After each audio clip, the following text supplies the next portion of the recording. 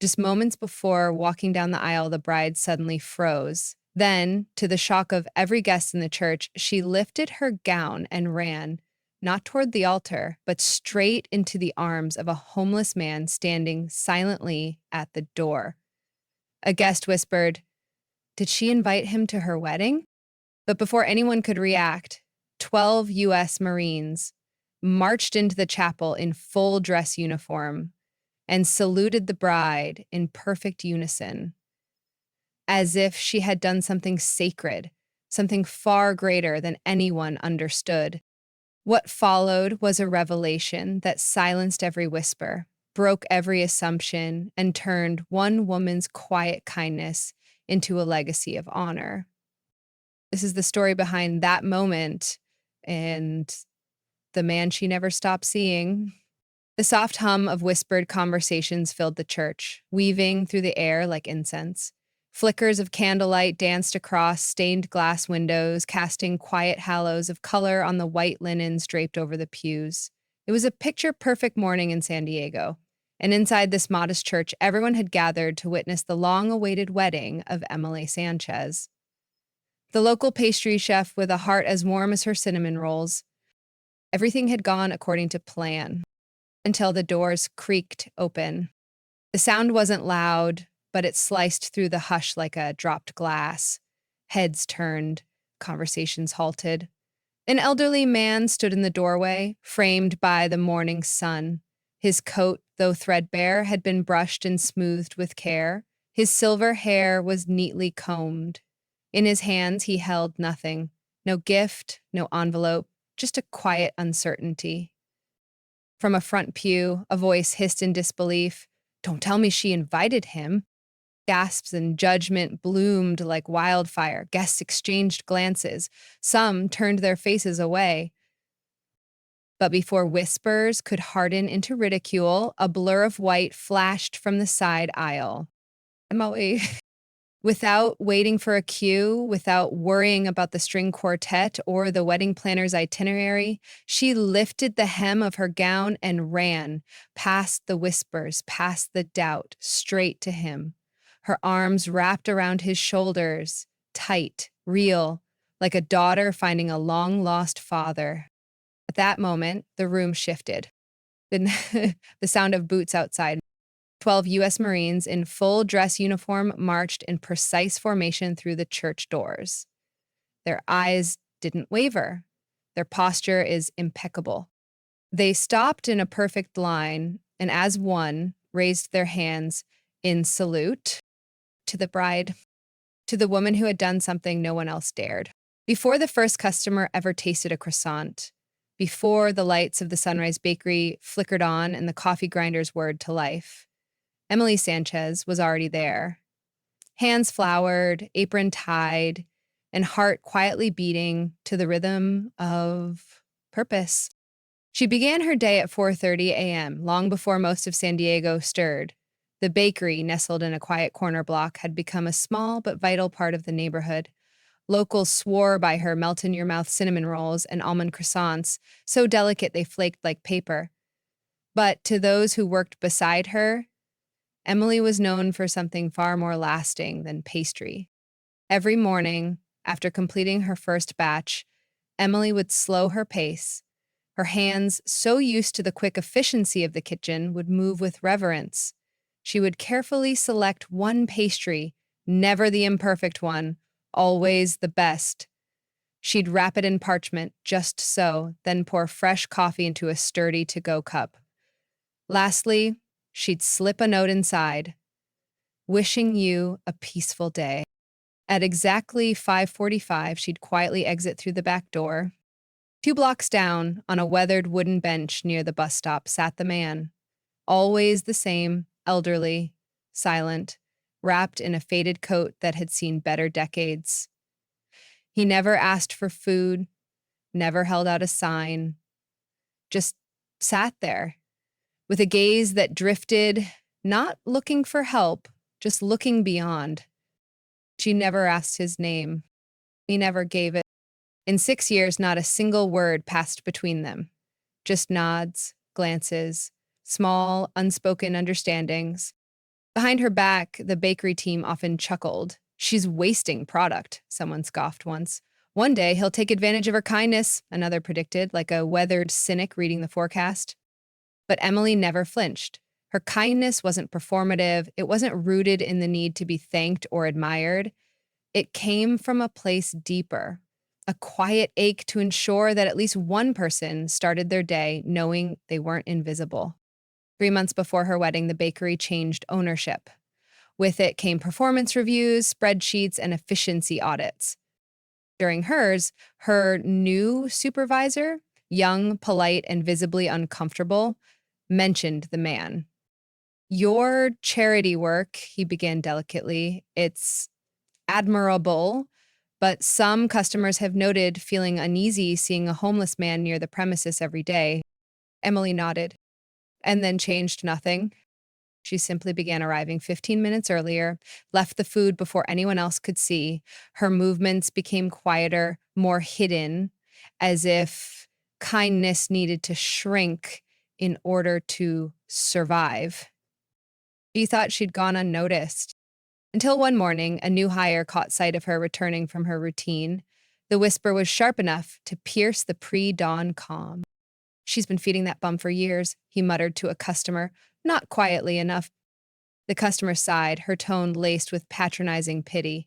Poor thing. Thinks she's making a difference. Emily didn't react. She just turned back to her dough, folding it with the same deliberate care. But the words clung to her skin like oil.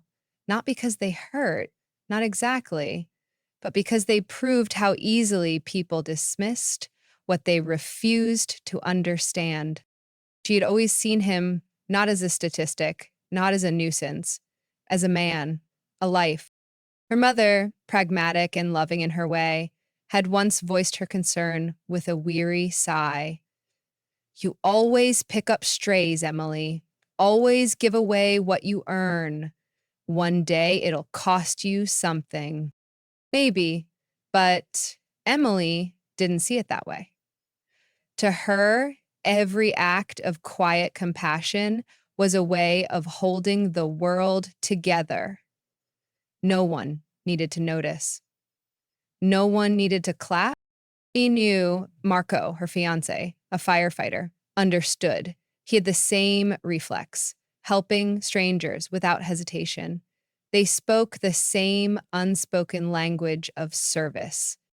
In a world that often shouted, Emily chose silence. In a world that tracked likes and retweets, she left notes that no one saw but one man. And every morning, she told the world through her actions, you are not forgotten. The days moved forward like clockwork, each one wrapped in flower and quiet gestures, but beneath the routine, attention had begun to simmer. It started with looks, then whispers, and eventually open dismissals. A customer, one of the regulars, watched Emily return from the bus stop one gray morning. She sipped her latte with painted lips and murmured to the woman beside her, still playing charity, girl, I see. The other nodded. Sweet, but sad. She's always been a bit naive. Emily heard them. She always did. Not because she was listening for gossip, but because judgment never tried that hard to hide. It simply dressed itself up as concern and left its cruelty to linger in the open air. But Emily didn't answer them. She folded her dough, set her timers, and greeted the next customer with a smile. She had long since made peace with the idea that not everyone understood compassion unless it came with a hashtag or a headline. And yet, it stung. Not the words, but what they revealed, how easy it was for people to forget humanity when it didn't look polished or presentable. She didn't cry, but that evening, after closing up shop and walking home alone, she reached into her wallet and unfolded a napkin, now worn soft with time. On it, scrawled in shaky pencil, were the words, "Thank you for seeing me as a person." She'd found that note tucked beneath the empty coffee cup just 2 winters ago. It had been raining, cold enough to chill bone. She remembered leaving her breakfast offering and, After a pause, slipping off her wool scarf, the one her father had given her in college, and laying it gently on the bench beside the man. The next morning, the note was waiting. It was the first thing he had ever given back. She read those words now like a prayer, a quiet affirmation that no matter what anyone else believed, she was doing something that mattered. Even if no one else saw it, Marco had seen her reading the note once. He didn't ask questions. He just wrapped an arm around her and said, "You're stronger than you look." When they'd first gotten engaged, her mother had offered a measured congratulations before adding, "I hope you stop bringing your baggage into your new life. Marriage is for grown-up things, not lost causes." Emily hadn't responded, but she remembered thinking, maybe marriage is exactly the right place for compassion. Maybe it's the one place it should never be unwelcome. At the bakery, tension continued to rise. Her new manager's patience wore thin, cloaked in professionalism. "I know your heart's in the right place," he told her during her next performance review, his voice low, careful. But some patrons have said they don't feel comfortable seeing him there. Maybe a proper shelter would be a better solution. Emily nodded, politely, quietly. Then began arriving even earlier, slipping through the city while it still slept, so no one could object to what they never saw. Because some kindness she had learned wasn't meant for display.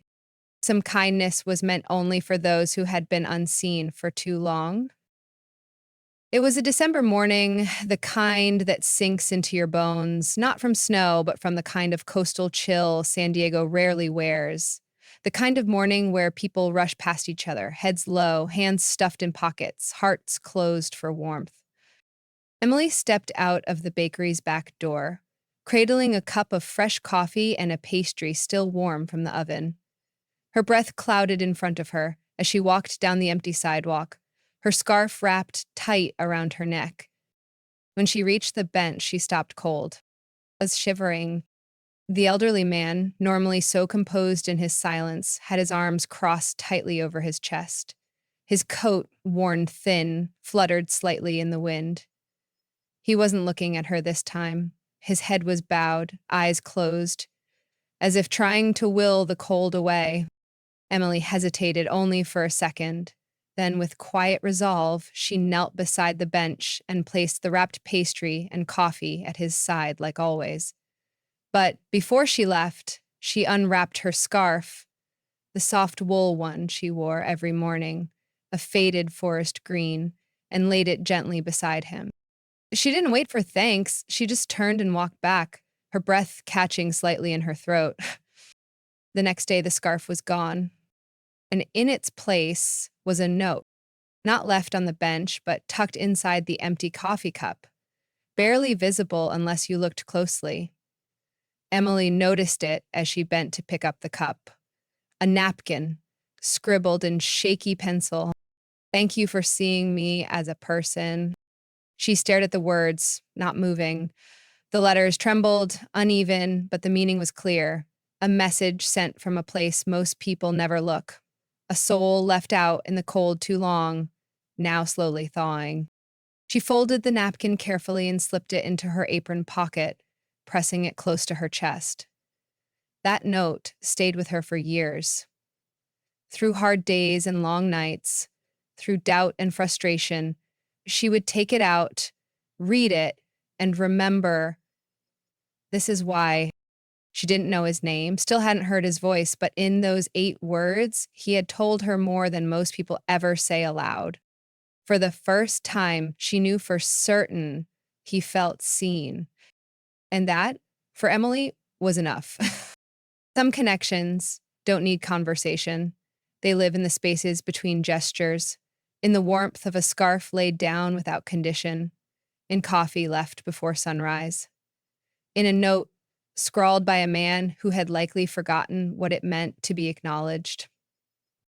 She never told anyone about the note, not her coworkers, not her mother. Only Marco saw it once by accident, folded neatly in her wallet like a sacred relic. He didn't ask. He just nodded, and that was enough, too.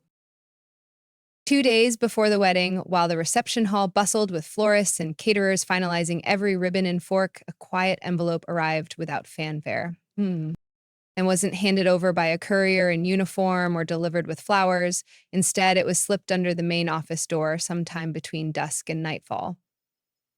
No return address, no elaborate calligraphy, just a plain white envelope with a name handwritten in steady script. To the bride, Emily Sanchez. The wedding planner assumed it was from a family member or a shy friend, but when she handed it to Emily the next morning, her brow furrowed. Strange, she said softly. There's no postmark, no initials, just this. Emily opened it slowly, careful not to tear the card inside.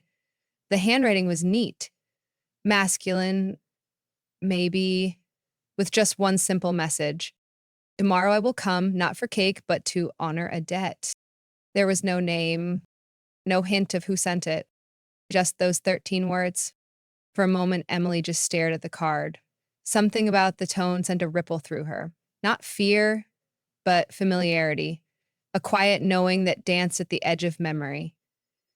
The handwriting wasn't overtly recognizable, but it nudged at something distant, like a scent you can't quite place but somehow reminds you of childhood. Marco, ever practical, leaned over her shoulder. Do you think it's someone from the station? One of my guys playing some kind of prank? Emily shook her head slowly. No, I don't think it's about you at all. The wedding planner was less charmed. We should confirm who sent it, just to be sure it's not some, well, stranger crashing your wedding. But Emily only smiled softly, folding the card with gentle fingers. Some debts, she said almost to herself, aren't owed in money. The planner blinked. I'm sorry. Nothing, Emily said, tucking the card into her purse. Just leave one extra seat, somewhere near the aisle. As the morning of the wedding arrived, Emily found herself waking with a strange cocktail of nerves and something she hadn't expected: curiosity. Outside, the city stirred under a soft golden sky. Inside her dressing room, her bridesmaids buzzed with excitement, adjusting her veil and touching up her makeup. She smiled when they spoke, but her mind kept drifting back to the note. Who had sent it? What did they mean by honoring a debt? She could feel the day stretching out in front of her, heavy with possibility. She had invited everyone who mattered: Marco's Firehouse brothers, her coworkers from the bakery, neighbors, and family. But somewhere inside, she knew someone else was coming, not for cake, not for celebration, but for something deeper, something owed, something sacred. The church was a vision in ivory and sunlight, filled with laughter, anticipation, and the low hum of organ prelude. Guests filtered in wearing their Sunday best, heads turning to admire the flower arrangements, the altar, and the promise of a beautiful union. Behind a wooden door just off the nave, Emily sat in front of a full-length mirror. Her wedding dress shimmered around her like ripples of moonlight, and yet her reflection didn't smile. Not quite. Her lips were curved softly, her eyes bright, but somewhere deep within, a quiet expectation waited. She hadn't forgotten the letter. Through the window, she saw guests arriving: coworkers from the bakery, Marco's fellow firefighters, and neighbors she hadn't seen in months. Everyone was there, everyone she had counted on, except him. Then she saw him. Standing just outside the church doors was an older man in a carefully pressed, outdated suit. His silver hair was combed neatly, and though his posture was slightly stooped, his presence was steady. He looked unsure, but he had come. Emily rose, breath catching in her throat. Her bridesmaids turned to her, but she was already moving. From the sanctuary, laughter and casual conversation continued until it didn't. Gasps echoed down the pews as the bride, in a full wedding gown, burst from the bridal room. Her veil fluttered behind her like a banner of rebellion. She ignored the wedding planner's protests, the murmured confusion, and the breaking of tradition. She crossed the room in swift strides and stopped just inside the church's open doors. He stood there, the man from the bus stop, no longer a shadow on a bench, not a ghost of poverty, a person full, present, and real. For a moment, no one spoke. Then Emily moved forward and wrapped her arms around him, tight, as though embracing something lost and finally returning. I still remember your eyes, she whispered, tears beginning to well. The man smiled, a slow, graceful curve that softened every line on his weathered face. And I remember every morning you made me feel human again, he replied, his voice steadier than she'd expected. Guests shifted in their seats, craning to see. Who is that? Did she invite a homeless man to her wedding? Emily heard them, the doubt, the disbelief, but they meant nothing. Before anyone could speak again, a sharp, unified sound echoed from the street. 12 sets of them, marching in perfect rhythm. Every head turned as 12 United States Marines in full dress blues entered the church in formation. Their gloves were white, their uniforms were flawless, their faces are solemn. They didn't speak. They lined up at the back of the church with precision, their steps synchronized by a shared purpose forged in fire and brotherhood. At their head stood a Marine captain. The nameplate on his chest read Duncan. He stepped forward, clicked his heels, and stood at attention before Emily and the man at her side. Then, with reverence, he saluted. The room went silent. Even the orgasm fell quiet. Captain Duncan's voice rang out, deep and measured. On behalf of Alpha Company, 3rd Battalion, 5th Marines, we are here to honor the woman who silently sustained a hero for 6 years. Murmurs turned to stillness. Every whisper died mid-breath. Emily stood frozen, still holding the man's arm. Then Duncan turned, gesturing to him. This is Sergeant Victor Hale, a Marine who saved 9 lives during an ambush in Fallujah in 2004. After losing his family in a car crash in 2016, he disappeared from public life, never accessed his veteran benefits, never revealed his name. The truth rolled through the church like a wave. It wasn't just someone fallen through the cracks. He had chosen silence after sacrifice. And Emily had chosen to see him anyway. Another Marine stepped forward, carrying a wooden shadow box. Inside, a faded photograph. A younger Victor Hale carrying a bloodied soldier on his back through the dust of a war-torn street. The soldier in his arms? Captain Duncan. Sergeant Hale carried me 4 blocks under enemy fire, Duncan said, then went back 8 more times for the others. He was injured himself, refused treatment, refused praise. He earned the Silver Star and never claimed it. His voice faltered slightly. If not for him, I wouldn't be standing here. And if not for you, Miss Sanchez, he might not have survived long enough to receive the honor he deserves. Tears streamed down Emily's cheeks. I didn't know, she whispered. That was the point, Victor said softly. I didn't want gratitude, not when I couldn't save my own family. But you never asked, never pried. You just saw me, fed me, left me notes that gave me a reason to wake up. Around them, the room had shifted. The whispers were gone, replaced by reverence. Emily nodded slowly. She understood now. The man she had chosen to feed day after day had once chosen to save lives while sacrificing his own peace. Now, in front of everyone who had once dismissed him, he stood, not as an outcast, but as a Marine, and the bride he came to honor. She had never worn a uniform, never fired a weapon, and yet she had kept a warrior alive with nothing but coffee, bread, and the kind of dignity people forget how to give. Silence held the room like a collective breath. 12 Marines stood unmoving at the rear of the church, forming a silent wall of reverence. Their presence filled the space, not with noise, but with gravity. This wasn't just a wedding anymore. It had become something more, something sacred. Captain Duncan stepped to the side, allowing the next Marine to approach. In his gloved hands, he carried a wooden shadow box. Inside rested a gleaming silver star, long unclaimed, and a photograph weathered with time. Victor Hale in desert fatigues, blood on his uniform, cradling a wounded Marine through smoke and chaos. In the blurry background, a younger Duncan trailed behind, barely conscious. He placed the box gently into Emily's hands. "I've carried this photo for years," Duncan said, "a reminder of what courage looks like. But now it belongs to you. Because without you, Sergeant Hale might have faded away, and we would never had the chance to thank him."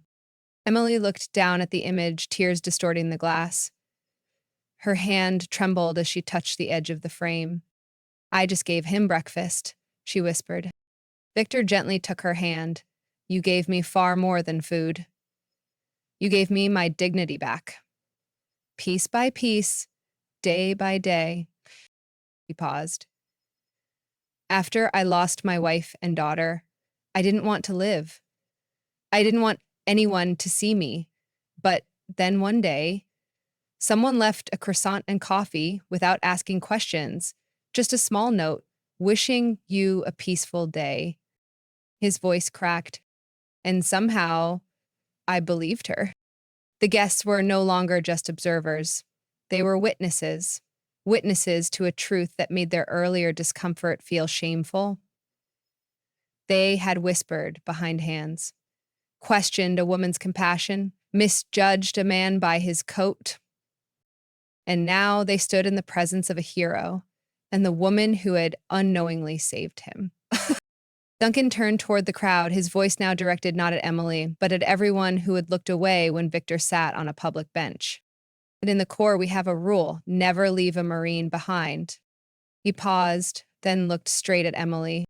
"Sanche, you lived that rule without even knowing it. You saw someone everyone else walked past. You brought him back without medals or missions, just morning after morning of compassion." His words hung heavy in the air. One of Emily's bridesmaids stepped forward, her mascara smudged from crying. "I work with Emily," she said. "She used her own money, came in early just to bake extra, never told anyone." Another coworker added, her voice barely steady. We used to tease her. We didn't understand. We thought she was wasting her time." Then a guest, one who had whispered earlier, stood. His eyes were glassy.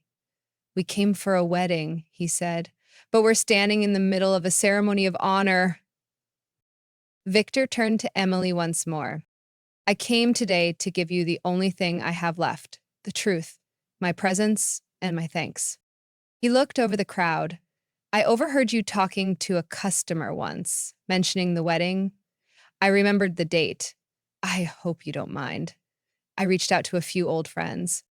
Emily laughed softly through her tears. "It's the most beautiful wedding gift I've ever received." Marco, who had watched quietly from the front of the church, finally approached. His eyes met Victor's, steady and clear. "Sir," he said, extending his hand, "it would be an honor if you would walk my bride down the aisle." Victor blinked, caught off guard. "But you've already walked her through more than most fathers ever could," Marco said gently. "And I think today, it's only right you stand beside her." Victor nodded slowly, and then, with a deep breath, he offered Emily his arm. Together, they turned toward the aisle. And the 12 Marines? They stepped aside in perfect unison, creating a corridor of honor that stretched from the church doors to the altar. Each one raised a hand in salute as Emily walked past, not just as a bride, but as someone who had lived out a principle so many forget, that the smallest act of kindness can resurrect a life. That day, the vows spoken were about love, but the moment burned into memory was about humanity. Emily and Victor walked slowly, surrounded by people who would never look at a stranger the same way again. Because sometimes the person we pass on the sidewalk isn't looking for pity, they're looking to be seen. And sometimes a pastry and a warm note are more powerful than we'll ever understand. After the wedding, Emily didn't return to Sunrise Bakery. She and Marco had made a decision, quiet, firm, and unwavering, to build something lasting from the moment that had changed everything. They used their wedding gift money, which had poured in from guests, strangers, even Marines stationed overseas, not for a honeymoon, not for a new kitchen, but for a folding table and a carved wooden sign. The sign read, "The quiet table, breakfast for those who served and were forgotten." It stood every morning in the corner of a neighborhood park just a few blocks from where Victor once sat on his bench. No press release, no ribbon cutting, no Instagram page, just coffee, fresh pastry, and quiet dignity. There were no questions asked. No IDs were checked. No paperwork, no judgment. Veterans began to appear, some in tattered jackets, others in silent shame. Word had spread. A place existed where a hot meal came without pity, where eye contact came with respect, and where someone remembered their names even when the system had not. Emily didn't wear an apron anymore, but she still arrived at dawn, gloved and ready, her fingers as steady as ever. She kept Victor's note, "Thank you for seeing me as a person," framed above the thermos table. Below it, she had engraved her quiet reply. "Everyone who sits here has a story worth knowing." Victor never returned to the bench. But each month, a postcard arrived from a different corner of the country. Montana, Nebraska. Each one bore the same sentence, scribbled in familiar handwriting. "Every breakfast is a salute. Thank you, Emily." Captain Duncan had explained that after the wedding, the Marines had finally convinced Victor to access his long-used veteran benefits. He was now receiving care, counseling, and, for the first time in years, a bed with clean sheets that didn't come from a shelter floor. On the first anniversary of the wedding, Emily and Marco arrived at the quiet table early, just as the sun broke over the horizon. And there they were, 12 Marines, not in uniform, in jeans and t-shirts, holding paper coffee cups and single-stem flowers. Captain Duncan stepped forward with the same precision he carried that day in the church, though now his voice was softer. "We've decided," he said, "to take shifts volunteering here. We figure this honor doesn't belong to just one day." Losing. Emily didn't speak. She couldn't. She simply nodded, emotion catching in her throat. From that day forward, the quiet table was never empty. Not of food, not of volunteers, and never of meaning.